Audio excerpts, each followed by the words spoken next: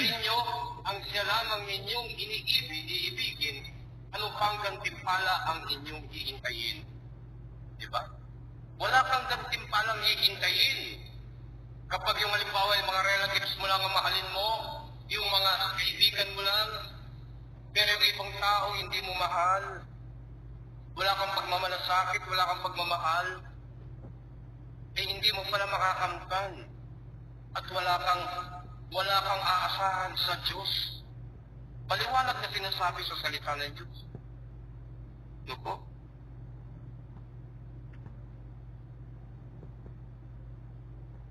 Hindi ba't ginagawa rin ito ng mga publikano noong unang panahon? At kung ang binabati lamang ninyo, ang inyong mga kapatid, ano ang nagawa ninyo higit sa kaysa iba?